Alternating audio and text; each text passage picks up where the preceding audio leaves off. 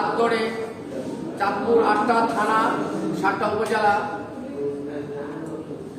তার সহযোগী সহসাংগঠনিক সম্পাদক জনাব লুৎফুর রহমান জাহাঙ্গীর যারা সহসাংগঠনিক আছেন ওনাদেরকে নিয়ে এগিয়ে যাবেন। সভাপতি সেক্রেটারির সাথে কথা বলে এবং বল পরিবেশের সাথে কথা বলে এগিয়ে নিয়ে যাবেন। ওনারা সবাই সহায়তা করবেন। আমার পক্ষ থেকে যেহেতু আমি জেলা সভাপতি, আমি তো সর্বোচ্চ সহায়তা করব। এখন আপনাদের সামনে বক্তব্য রাখতেছেন আন্তর্জাতিক মানবাধিকার সংস্থা আসক বাংলাদেশ নদী পরিবেশ রক্ষা অধিকার সংযুক্ত চেয়ারম্যান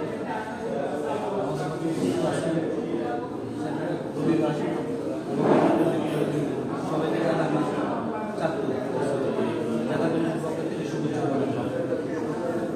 আসলে আমরা বিভিন্ন সংগঠন আছি, তারপর রবিবারে আমাদের প্রতি সুদৃষ্টি দেওয়ার কারণে আমরা জাতীয় বাংলাদেশ নদী পরিবেশ অধিকার সোসাইটি যেটা পেয়েছি সেজন্য ওনাকে জানাই আন্তরিক শুভেচ্ছা আমাদেরকে যে দায়িত্বটা দিয়েছে দায়িত্বটা সম্পূর্ণ নিরপেক্ষভাবে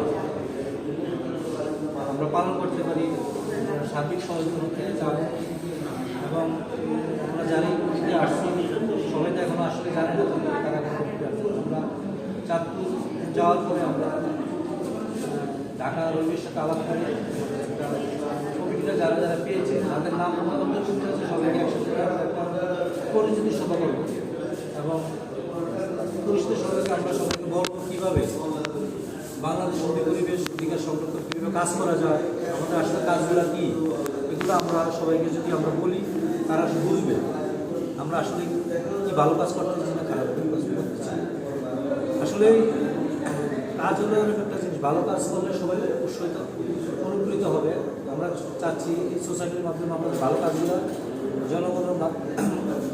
জনগণকে তুলে ধরতে পারি এবং আমরা যারা সামাজিক বিভিন্ন সমস্যার সাথে জড়িত আছে তারা আসলেই ভালো কাজ করে সমাজের উন্নয়ন আমরা সমাজকে এগিয়ে নিতে পারি।